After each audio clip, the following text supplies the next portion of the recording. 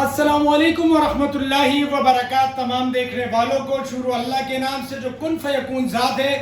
आज की वीडियो इंतहाई अफसोसनाक खबर के साथ मैं आपके सामने हाजिर हुआ हूँ, और जितना अफसोस किया जाए उतना कम है। वीडियो शुरू होते ही हर चीज पे क्वेश्चन मार्क है।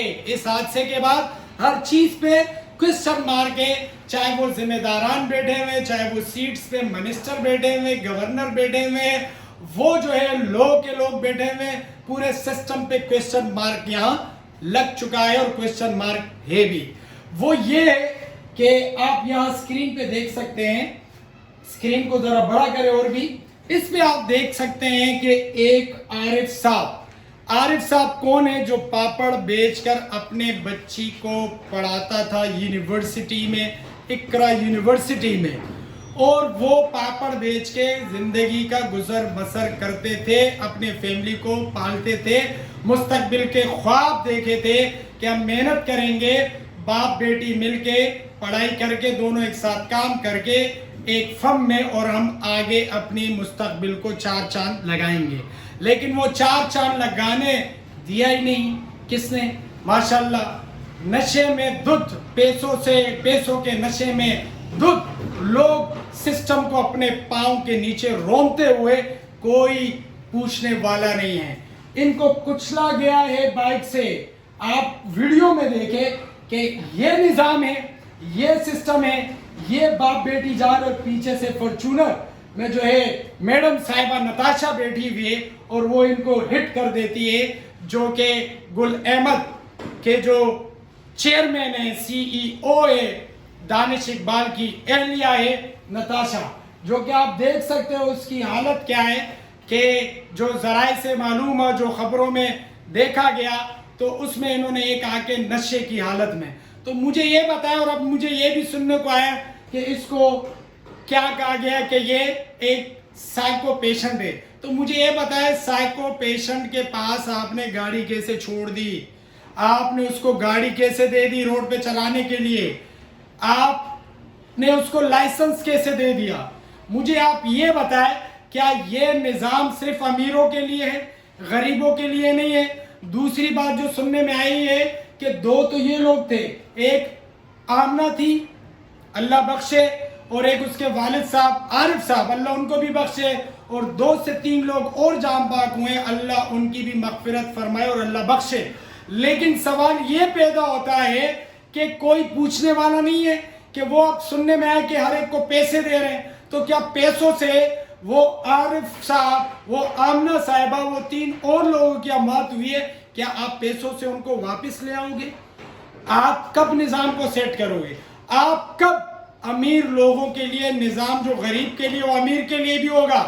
ये अल्लाह की लाठी पे आवाज़ है। मैं आप सबसे कहता हूँ, कुरान कह रहा है, मैं नहीं कह रहा हूँ, अल्लाह फरमाते हैं कुरान में, कुरान कह रहा है, मेरे नबी का फरमान है कि कसास का बदला कसास, कत्ल किया है जिसने, उसको भी कत्ल किया जाए। वो शरीयत कहता है, मैं नहीं कहता हूँ। तो जो शरीयत कहता है उस हिसाब से तो इसको सजा मिलनी चाहिए। अगर आज हम नहीं बोलेंगे, आज हम नहीं खड़े होंगे आमना जैसे बेटी के लिए, बहन के लिए, और आरिफ साहब जैसे चाचू के लिए, अगर हम उनके साथ नहीं खड़े होंगे, तो ये सिस्टम और गरीबों को रोनता चलता चला जाएगा, और कोई बोलने वाला नहीं होगा। जिंदगी मौत अल्लाह के हाथ में है। हदीस है, मेरे नबी की हदीस है, जिसका मफहूम है, एक काम गलत होता हुआ देखो, हाथ से रोकने की पावर दी है तो आप हाथ से रोको। अगर वो पावर नहीं है, जबान से रोकने की पावर अल्लाह ने दी है, तो जबान से रोको।